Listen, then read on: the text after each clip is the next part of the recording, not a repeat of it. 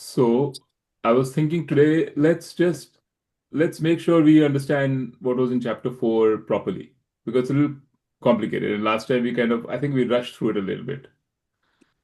So let's go through. अभी तक हमने क्या करा था? जैसे like mainly we said it's PPR, right? Practice Mm-hmm. and purpose, practice, and reflection.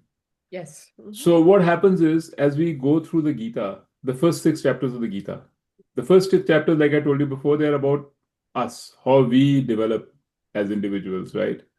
Starting with chapter 1, where they talk about samsari, because Arjun is a samsari and he deals with all the problems of samsara, all the issues that come up and the dilemmas and all. And then slowly from chapter 2 onwards, Bhagavan Krishna talks more and more about how you have be a Karam Yogi, and then you get better knowledge and so on and develop yourself. So with every chapter, he goes progressively deeper into um, into the path, into the path of the Karam Yoga. So in the beginning, and what is it? It's what does it mean to go deeper? That means that your purpose, practice, and reflection, all of them change. Your purpose, when you start, your purpose becomes, your purpose is usually a worldly purpose. You can't think of anything else really. You can just say, okay, you're doing a lot of things in this world. Can you really try and figure out what means something to you and which can mean something to others also? And maybe focus your attentions on that bigger purpose. Make a purpose which is higher than just like, whatever you're doing right now. So it'll help you sort of consolidate, streamline your desires, your thoughts, everything. It'll focus them, it'll bring them and harness them. So that is one purpose. And your practice becomes like practice and reflection, they go together, right? Practice and reflection are basically the same thing, flip side. It's more like see yourself, see what is driving you, how you're responding to the world. And um, when things are happening to you, we are usually on autopilot. We just respond. So he was saying, try to be deliberate about it. See what you're doing and look at the impact of what you're doing on you, on yourself, right? And then change. Try not to respond like that. That becomes your practice. Try not to just respond, to think and respond. And see how your mind is sometimes leading you astray. You have a desire and urge, and you just go do it. See that is happening, and as you start to observe that is happening, you do less and less of it. So you start to get a better control on yourself, on your mind, and therefore on your state of being, and you become a little happier, a little bit more content. So that's the practice in the beginning, and that's our chapter 2 key practice. So this he said in chapter 2, right? Mm-hmm. How not to. And then in chapter 3 he said, okay, even start bringing in Ishwar into your practice. Understand that everything which is around you, this cosmos, is what is giving you everything that you have. So be grateful to God. You can define your God as Bhagavan Krishna, or you can define your God as this cosmos, whichever way you want to define it, it's the same thing. But there is this energy, this force, which is responsible for everything that you have, literally. And recognize that and be grateful to it for the good things, bad things, everything. You realize that they're coming from the same God. So develop this Ishwar Prasad Buddhi, Ishwar Arpan Buddhi, those kinds of things. So he talked about that in chapter 3. And then what happens is with this, your mind becomes more and more pure over time. You stop just responding. Your desires start getting a little better in your own control. You don't jump the moment a feeling happens or something happens, right? Between your between your mind and your action, the buddhi, the intellect starts playing a role. Okay, so there's a filter of the intellect, filter of your knowledge. It automatically happens. If you think about things and observe things, it happens.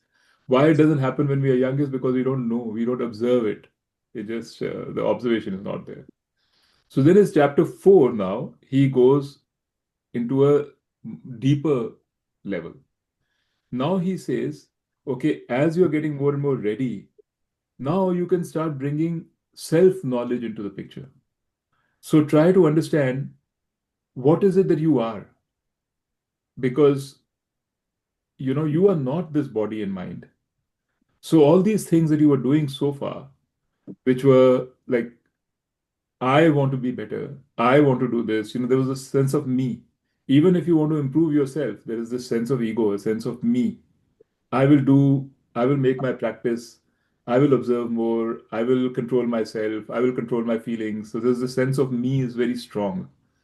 And you need it. Otherwise, you can't do the practice of chapter 2 and chapter 3, right? I am grateful to God, right? So they're like, God has been good to me. So this me is always there at the center of whatever we are doing. So in chapter 4, he starts telling you, start removing the me. Okay. And this is now into territory which is very hard to understand.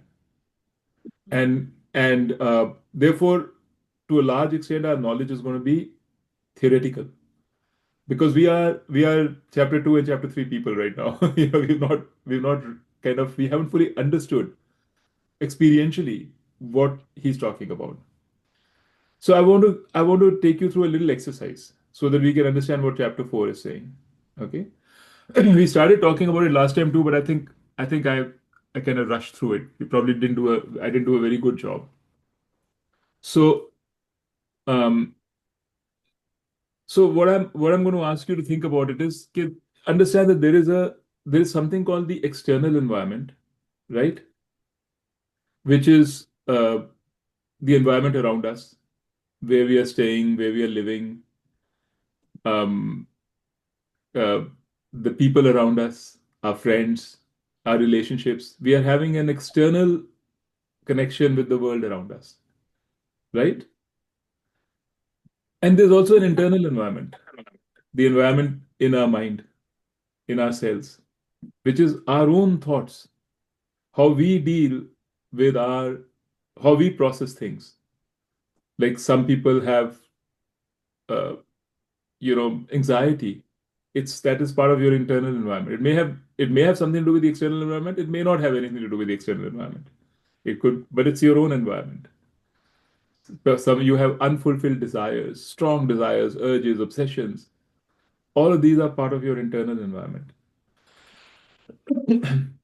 So another way to think about the Karma Yoga part of Gita is that it says, when we are young, young meaning young in Gita terms, like in our 20s, 30s, 40s, right? Samsaris.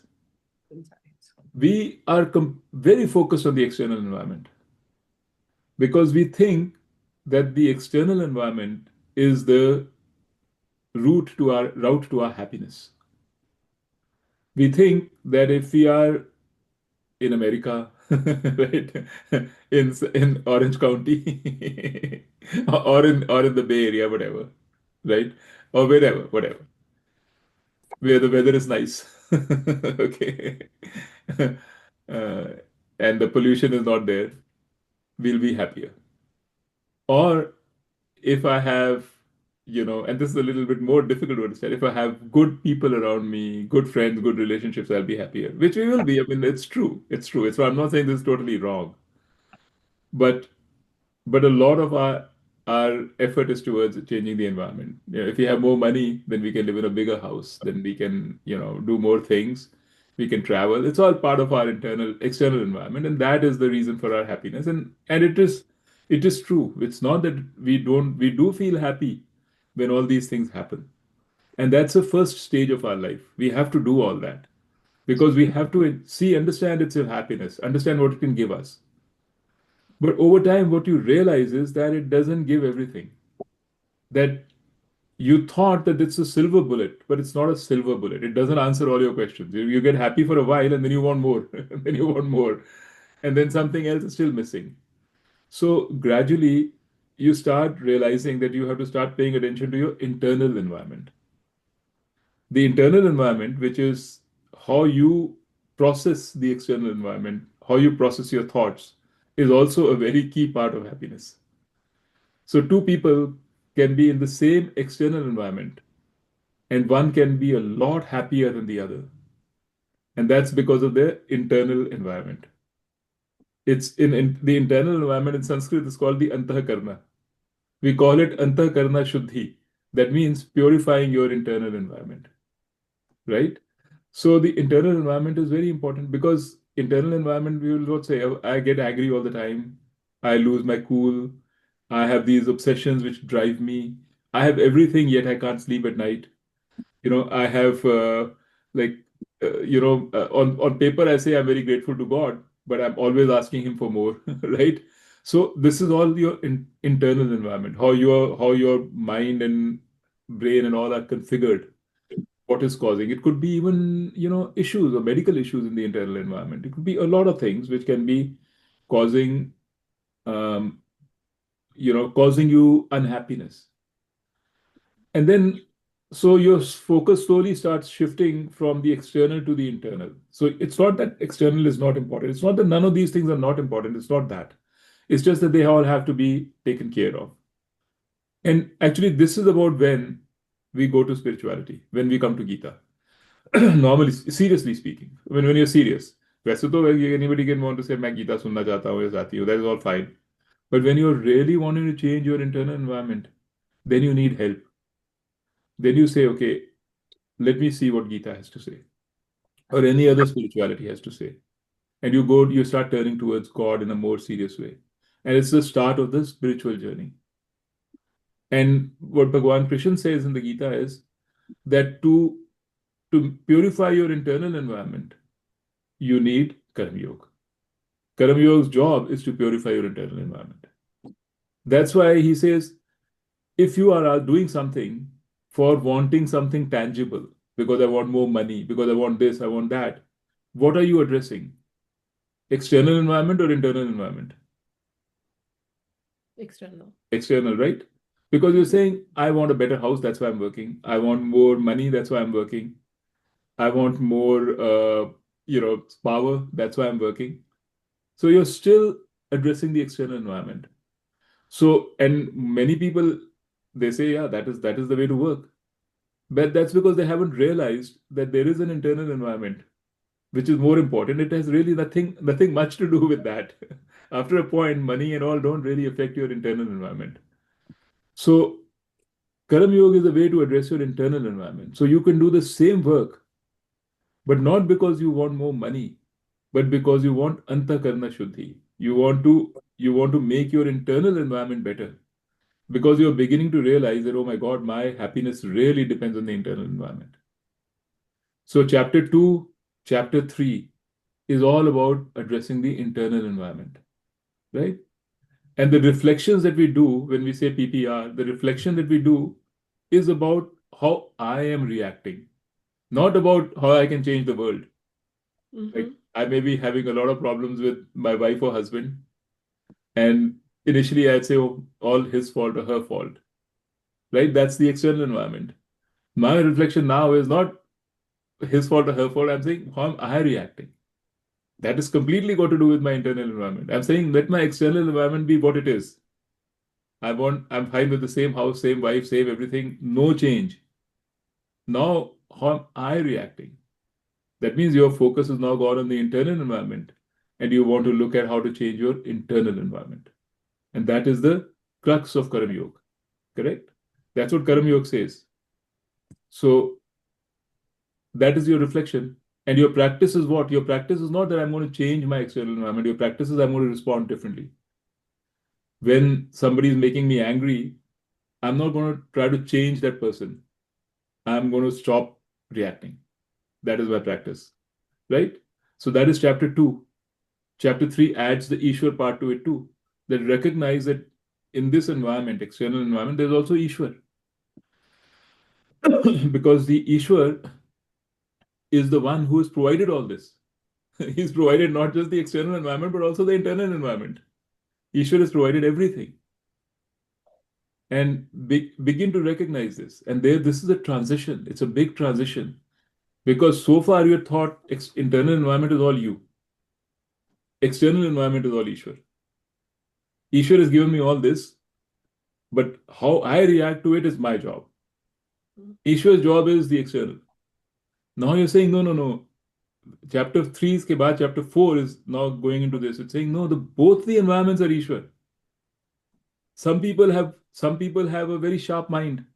They are right away, they see everything. Others don't. Others can't. What is it's not somebody's fault. It's given by Ishwar. Some people have just a calm temperament. They're born with it. Some people jump around at the slightest provocation. It's given by Ishwar. So you begin to realize in chapter 4 now that both of them are given by Ishwar. And another beautiful thing. See, as the practice progresses, what happens is you've made your changes to the external environment, whatever you could. You're okay. You realize I can't do more. I can't keep working. You then you start go to the focus to the internal environment. Internal environment also starts becoming better. It's just it is automatically happens. If you start observing the internal environment and say I am my job, my focus is now to improve my internal environment, like it or not, within a little bit of time it will become better. Anything you measure is improved. है Tony भैया आपको याद है वो there was it a management thing थी ना, if you want to improve something measure it. The moment you start measuring it will start improving. You There's nothing. measure what you treasure. Anji, You what? measure what you treasure. Measure what you treasure, exactly. So if you start measuring your internal environment, it will start improving because you will have this thing in your mind. Oh, I have this I know I need to become better here. Then you'll make a mistake. Then you'll start looking every time you will over time become better. It's just automatic.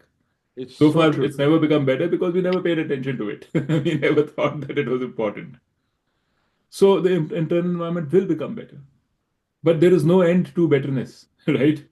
Like how much it will become a lot better in the beginning, and then gradually, the marginal return maybe a little less.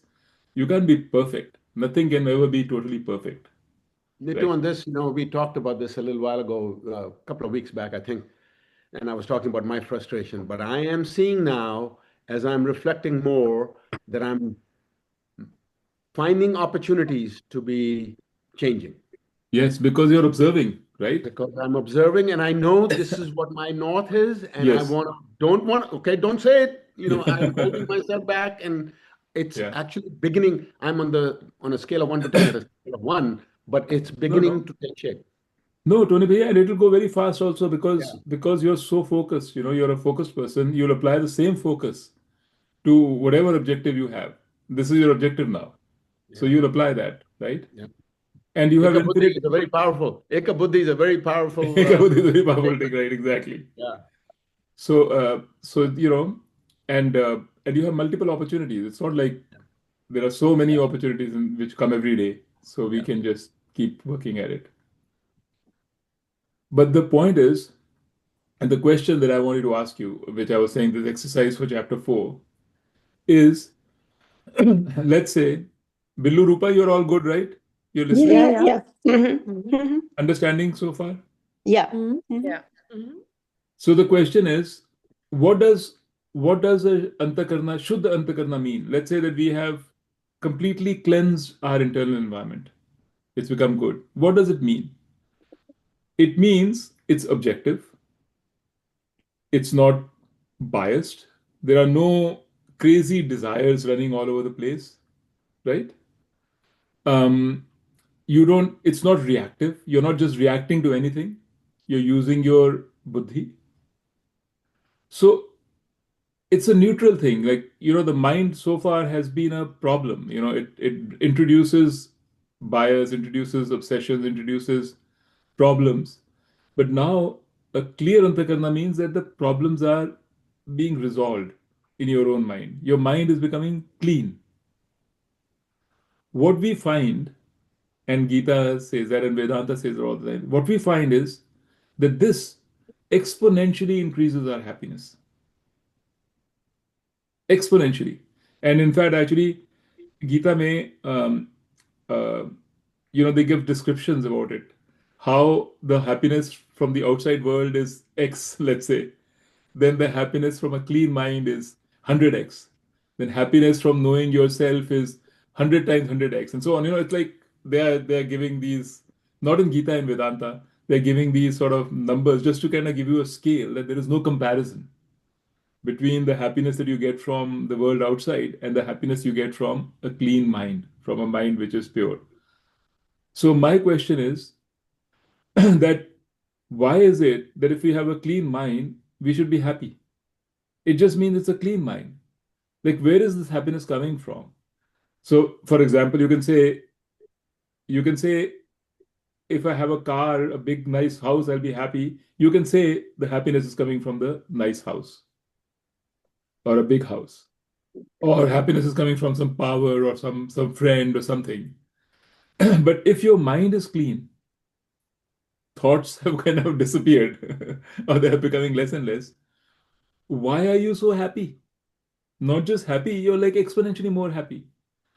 What is making you happy? Why aren't you sad? Why are you happy?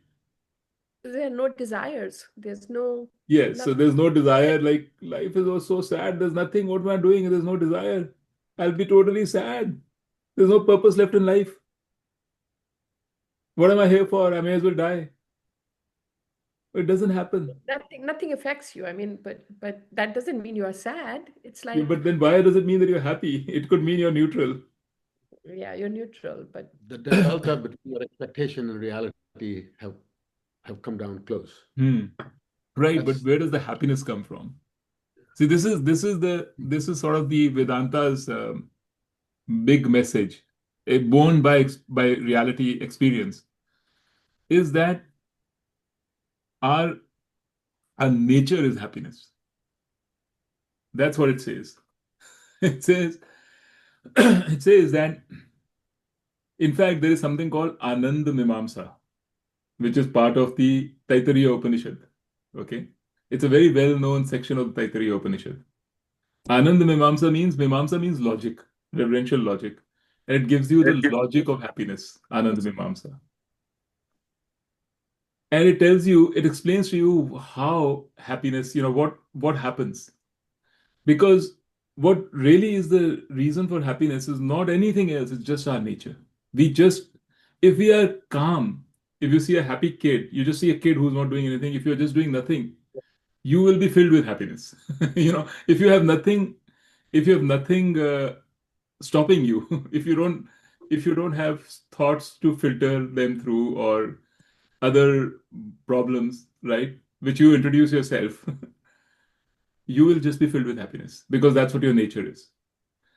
And it says that even when we say that I get happiness from fulfilling a desire, that's actually our own happiness.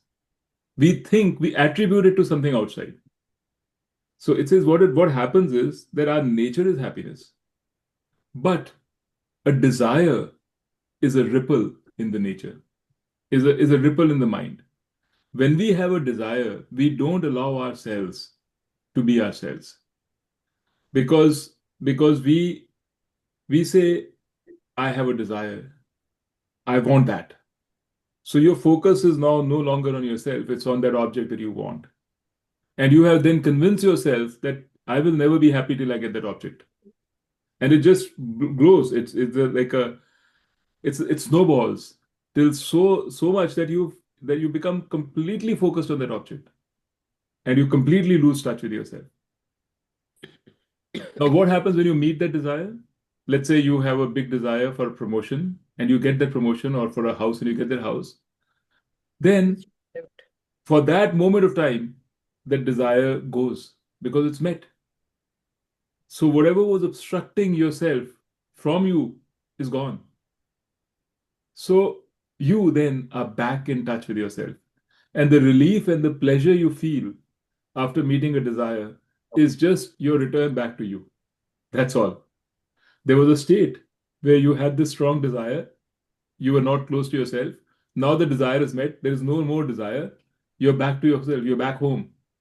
And that is so much better state that you feel so much better. But you think that you are better because of the thing you got. Actually, you're better because the desire has been eliminated. That's what the Anand Mimamsa says. Just there was imagine nothing these like guys saying this, thousands and thousands of years ago. You kind of knew all this. unbelievable. The wisdom is Unbelievable, the way that they think about it. yeah.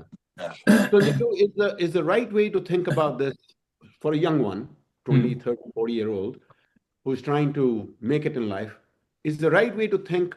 This is a question, is to say, I just want to excel in what I'm doing rather than a promotion or accolade from somewhere else. I just want to excel in what I do. The results will be what they are, but I just want to do this very well. That's my Well, happiness. I mean, that would be amazing if the person can do it, because that's the first step of Karma Yoga. You Yeah, remember? yeah, yeah, yeah. If you can have that purpose and you say practice and I want to do my job to the best of my ability, Right. right? Not worry too much about the results, but do the job to the best of my ability, know what I'm So doing, and it should yeah. be the good job. It should not be a job which is harmful to people. So as we are teaching our kids and grandkids, that would should be the focus. One If of they're the ready focus. for it. See, the thing is, they have to be ready for it. Yeah, We can tell them. We don't have to. I think I personally feel we should not insist. yeah, We should tell them, yeah. right? They should be aware that there's something out there like this. Hmm. But the problem is that, because I haven't come to the root cause of all this is that we think we are a limited being. Yeah, We think that I'm going to die, and with that everything is gone. I'm a limited being. That is why I don't know my own nature. I don't know my own source of happiness. I don't know my own strength. So I'm looking outside. So a young fellow is obviously automatically inclined to improving his external environment, right? So yes, if that person is, after some people very early on in life, they realize that there's something more. For that purpose, for that person to say, have a purpose and do what the right thing is, and don't worry about results, it might hit home.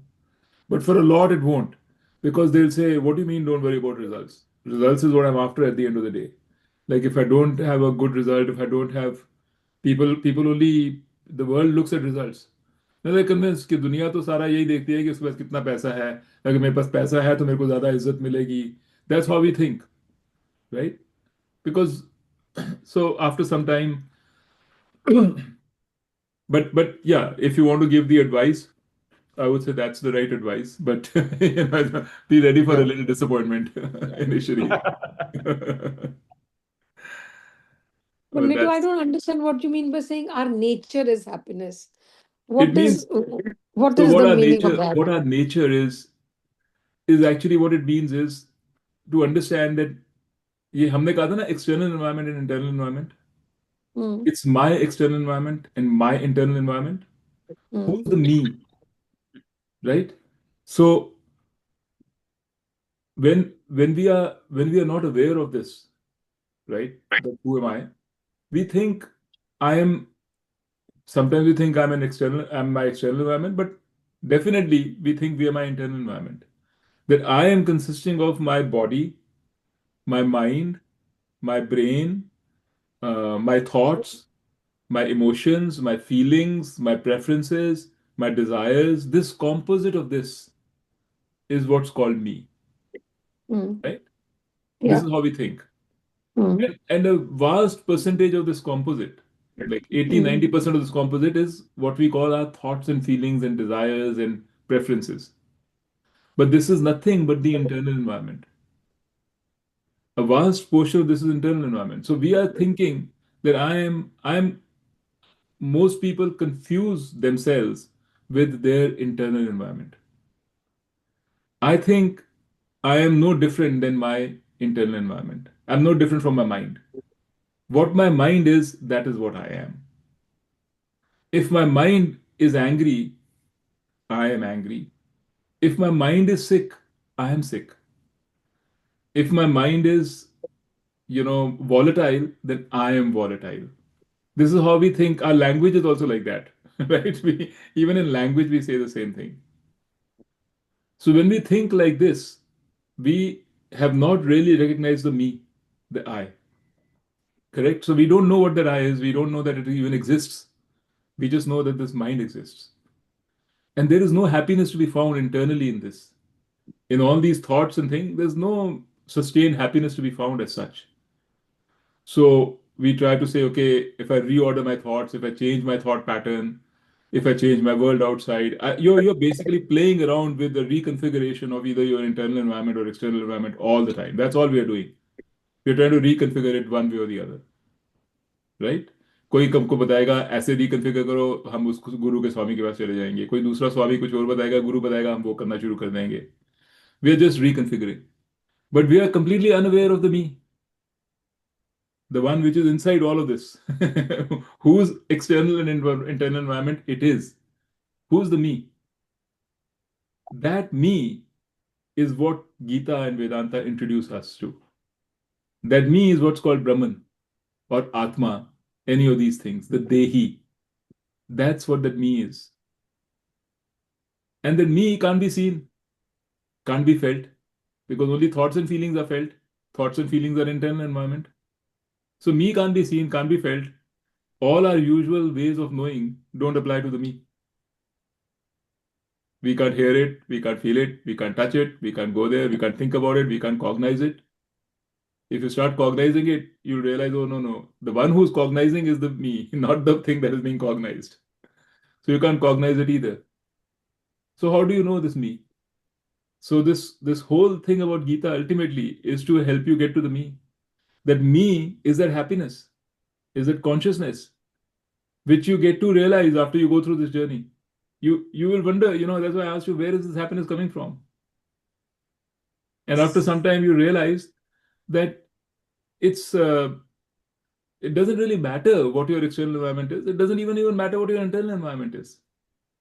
You have to kind of uh, purify the internal environment in order to reach this conclusion that it doesn't really matter what the internal environment is. That's the funny part.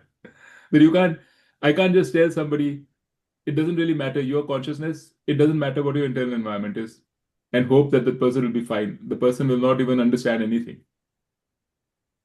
But if the person has actually gone through this journey and felt the happiness, felt the contentment, and realized that really speaking, there is, in actual experience, um, my I am very happy the way I am. I want nothing to change. I'm perfectly cool. That person, when you tell him that this happiness that you're feeling is coming from within you, that's what you are, will immediately get it. Because he'll say, oh, yeah, yeah, I know that it's not coming from here, everywhere else. Awesome. It's not coming from anywhere else. Where is it coming from? So and then you can tell them more about the internal, about you. You can tell them it's not just a happiness, it's also Atma. It's also complete in every respect.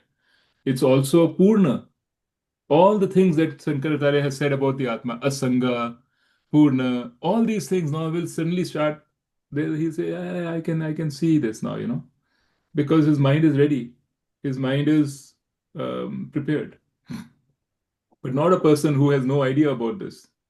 Most of us have no experiential knowledge of any happiness outside of things either in the external environment or the internal environment. So that's what chapter 4 says. Chapter 4 says, begin to realize that, ultimately you are that consciousness.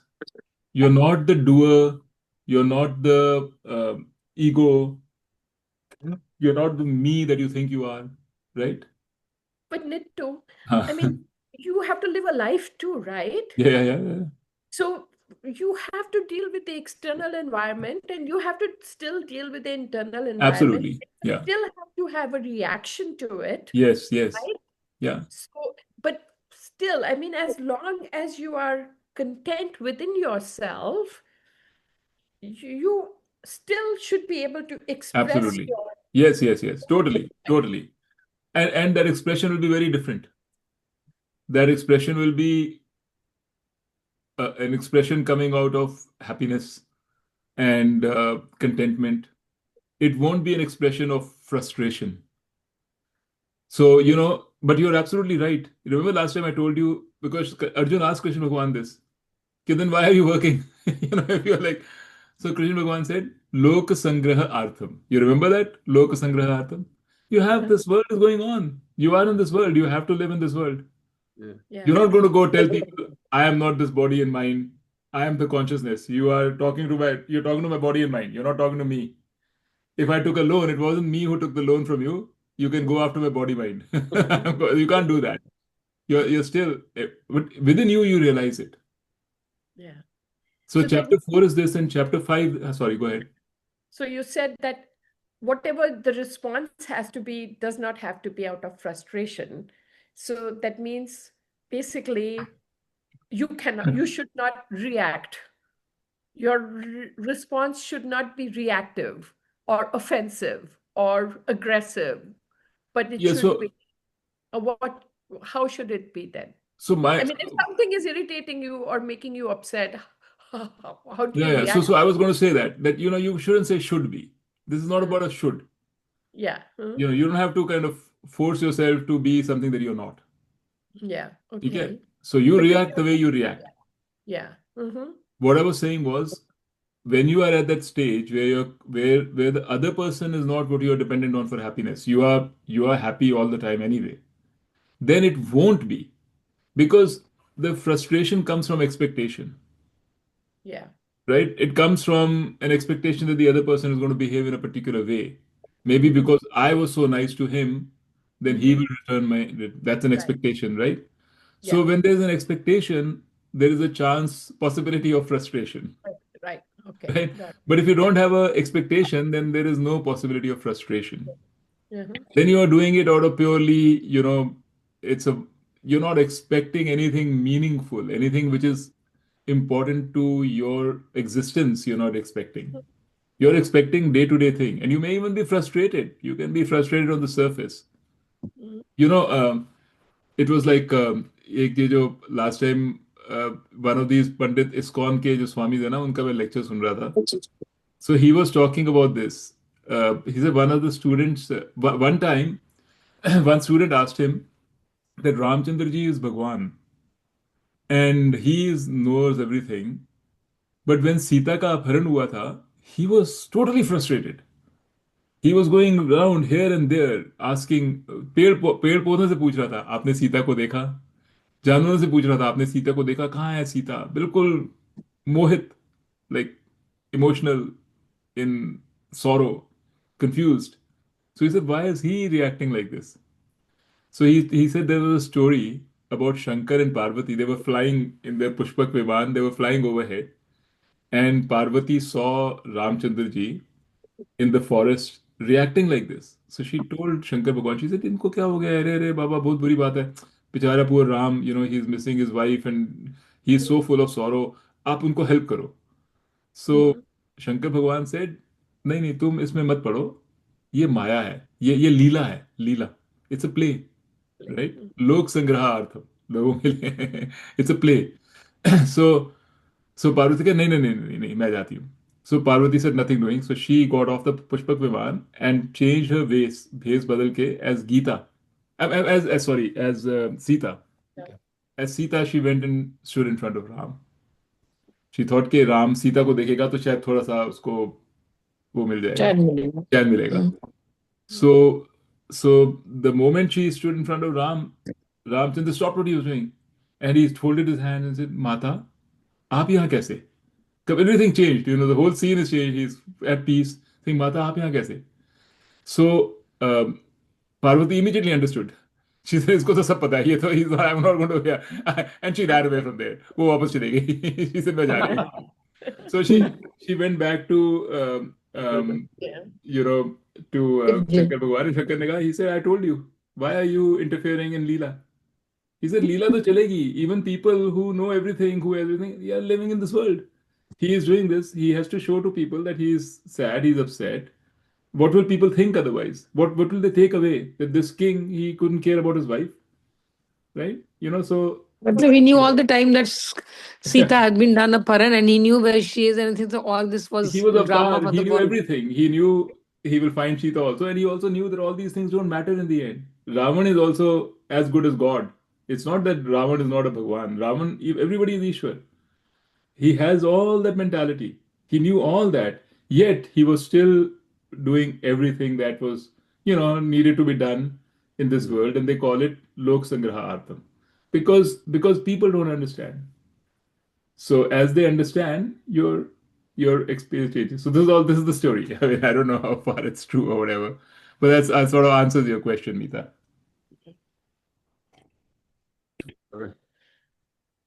So you have to do the drama for the people's sake. You have to do Otherwise, that. But you may not do the drama for the people's sake. I mean, you just do the drama, or you do what happens naturally. what That is is also expected you. of you? What is Or expected not of you? even whatever comes to your mind, you express yourself. What is natural to you? What comes Yeah. naturally to you. But the thing is that like you don't have that sort of deep down within you, you know that you are complete. It doesn't mean that you One love comment people I would less. So make somebody on was asking Swami Ji, will you not love your wife and husband less? He says, no, actually you love them more. The difference will be you love them without needless expectation. You'll understand them a little bit better. You'll understand where they're coming from because your mind is not crowded with yourself. When you are thinking about your own expectation and your own disappointment and your own problems, you have nothing left in your mind to understand the other person. You're full of you, right? But if you're not thinking about all this, then you can actually see what is going on. Billu, what were you saying about uh, do uh, uh, what is expected from you? What were you saying about that, Billu? No, he was saying now that Ramji was still trying to find Sita, though he Sita. knew where she is. So this was just for the world's sake. He was trying to make a drama of not knowing what he was knowing. So you have to do that in the world to see for the world's sake कि वो लोग क्या expect करते हैं. Yeah. As long as it doesn't bother you. We do a lot of things that are expected of us, but we get irritated at that. My learning is, I think, and Nitu, please add clarity to this. My thing is, if if if if something is expected of you and it's not making you happy, then don't do it. Yeah. I mean, if you don't think it's right, then don't do it. Yeah. But if it saddens the other person, or if you disappoint, then what do? You disappoint the other person in the process? If something is expected of me, but I don't want to do it, but it affects the other person, Then you have to give up your then no. distress. You have to give up that, say, I'm going to do it for that person, and that's that. I'm not going to feel bad about it. That's okay. So it has to be in such a way that you're not internally agitated. Yeah. Basically, I mean, I think what I would say is like you should do after considering everything, what is the right thing to do? Yeah. If you think the right thing to do is to help the other person, even though it's inconveniencing you or not something you want to do, then you do. If you know it's a right thing to do, then chances are it won't distress you. Then uh, you'll I mean, be this at peace with it. inconvenience, I think, over here is if I don't think it's the inconvenience factor over here. I think if you feel it is the wrong thing to do, but you are doing it still to please the other person, Then that may not be right. even I think It's never a good idea to do the yeah, wrong thing. inconvenience should not come into this, Yeah. right? Your inconvenience should not come into Yeah. this. It's the right thing to do is a good way to Yeah, put it. Yeah. yeah. Anyway, I think it's confusing. No, but you have to talk about those things so that there's clarity. Yeah, Yeah. I'm just saying the way we are saying it is confusing Mm. a little bit. But anyway, go ahead. Yeah. I mean, so this was chapter. I thought it would be this is what chapter 4 says. It doesn't say it in the way that I described it exactly, but Yeah. that's what it says. It says that Check answer. you have to kind of realize that you're not even the doer. That means the doer is your subtle body, your internal environment. You're not even that. So, and that realization is a very big realization. So, Nitu, last time you had made a comment that you are the Atma, but the Atma is not a doer. Can you just say a Yes, little yes. more on that? That's what it means. Exactly what I said, which is you are not the doer. That means the doer is your internal environment, is what it's saying. In other words, um, the doer is the one that takes the action, that has the intention to take the action, that has a desire to take the action. So, Atma is just plain consciousness, just happiness. Atma doesn't have to do anything, nor does it do anything. Like electricity is not the doer. Okay. Electricity, in the presence of electricity, a fan can operate, can Yeah. do what it needs to do. In the presence of electricity, the light can do what it needs to do. But you can't say that the electricity is the doer. Just by plain electricity, nothing is happening. It's just there. The doer is the appliance which the electricity is feeding. So the appliance that Atma is feeding is this internal environment, internal and the external environment. So our internal environment is the doer in the presence of Atma. That's what it says. In other words, the this doership comes from me. I am the doer. So Billu is separate from me. So if Billu does something, Billu is the doer, not me. So the doer is the subtle body. It's the internal environment. Atma is only one. It's the same Atma whether it's Billu or me. So if Atma were to be the doer, then you couldn't say that Billu is the doer and I am not the doer. Because it's the same one Atma. If it's a doer which is making Billu work, it's also the doer which will make me work. Like in other words, there's no distinction in the Atma. Yeah. But a more sort of practical way I think to understand is what I just explained to you, which is that um, you can purify your internal environment. That means you can purify the doer. You can do all those things, and still you find there's happiness coming from somewhere. For everybody, you will also find it. When Bullu does it, Billu will also find it. You'll find the happiness still there. That happiness is not the doer. The doer is the body or the mind. And what and that's why I was saying this is a very difficult thing to realize. The chapter 4 is saying that your practice now needs to incorporate this knowledge, which means you're distancing yourself from the body and the mind.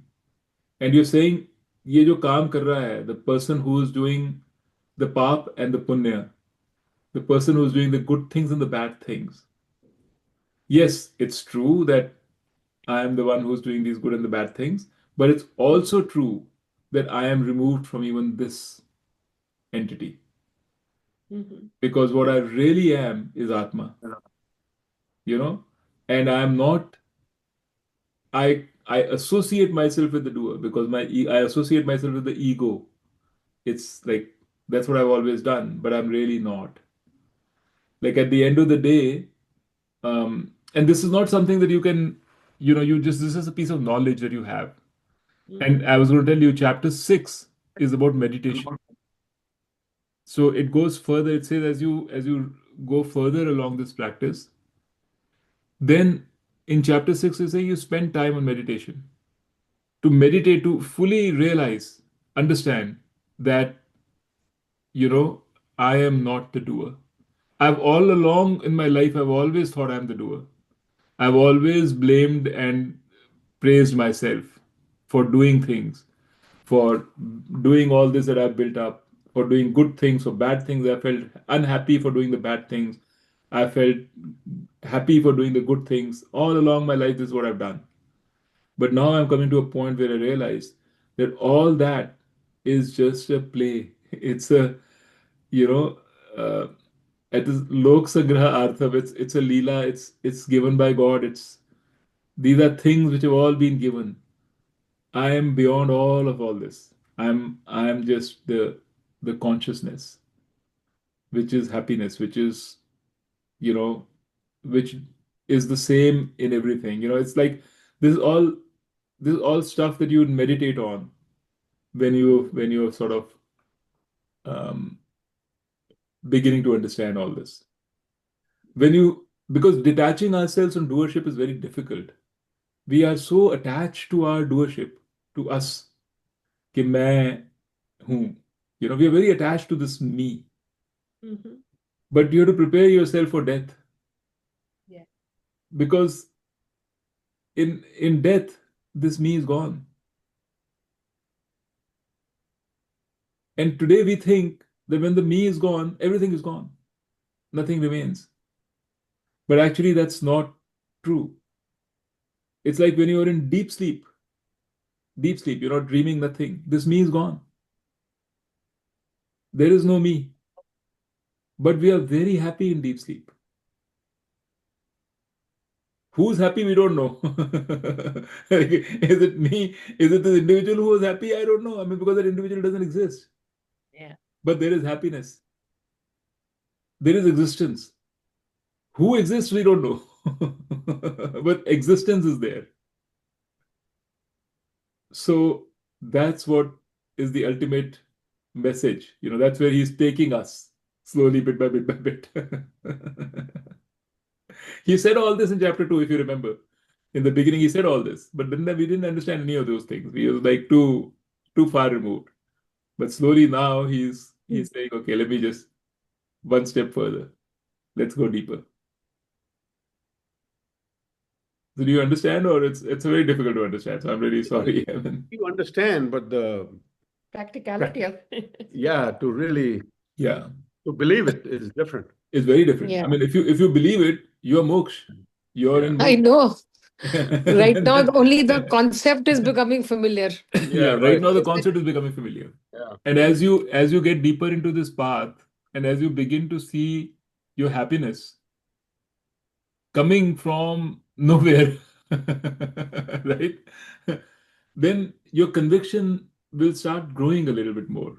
Yeah. Because our patterns of thought, our patterns of mind, which have been all our life, they've been like this, they will start loosening up. Yeah. We have to first diseducate ourselves from all the things we think we know. Yeah. Good.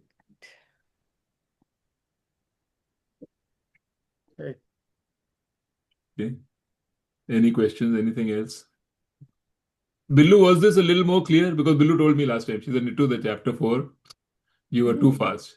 Nice. Billu is my barometer. She tells me Your conscience. truthfully and objectively. Yes, Billu, Yes. was it a little Yeah, me clearer? too. It's very difficult to understand. I mean, to think into practicality, but yes, the concept, what is there, I'm just becoming familiar with that. It's very difficult to put it into life. No, it's of course, nobody is expecting us to put it into life right now.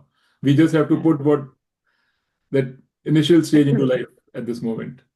Just Sure. saying, I want to do the right thing. That's enough. To take a step and say, did I do the right thing today, or did I just respond too much? And say, okay, no, oh yeah, that's where I didn't do the right thing. That's a reflection.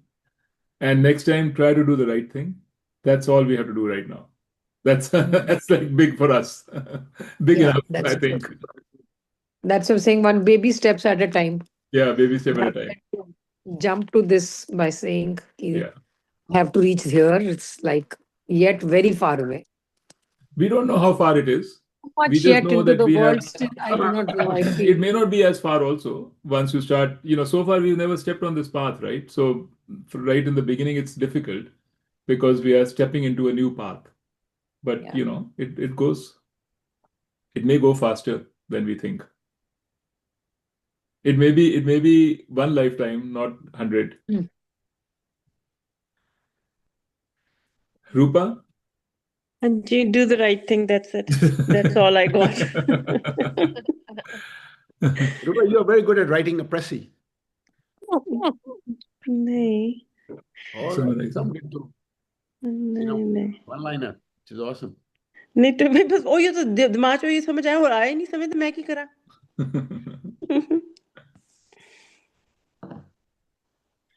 Okay. ਕੋਈ ਗੱਲ ਨਹੀਂ ਰੂਪਾ ਨਿੱਟੂ ਪੜਦਾ ਪਿਆ 10 ਸਾਲਾਂ ਦਾ ਤੇ ਉਹਨਾਂ ਨੂੰ ਸਮਝ ਆਇਆ ਅਸੀਂ ਤੇ ਹਾਲੇ उन्हें भी नहीं ਇੱਕ आया ਸਾਲ भी नहीं अभी होया भी और भी तेरे को expect लगता है समझ आया है बट नहीं I depends think on Nitu you've gotten it because you talk with such conviction that means you got it no वो तो Kavita will Nitu always at tell you least I has talk with got the conviction all the definitely time got the concept of it. doesn't mean नहीं anything Billu मैंने लगता he's practicing it oh no Hmm. but we are So all trying right we all try to do the right thing it's not that we don't we do it's yeah just बस right thing ही आंदा और नहीं समझ आया कुछ भी I mean, that's a very big thing yeah That's very important. That's the most important thing, Mm, right? yeah. Okay. Very good. What else? So in 2 weeks, Happy New Year to everybody. Yes. Because yeah, Yeah, happy. thank you. Let me Yeah.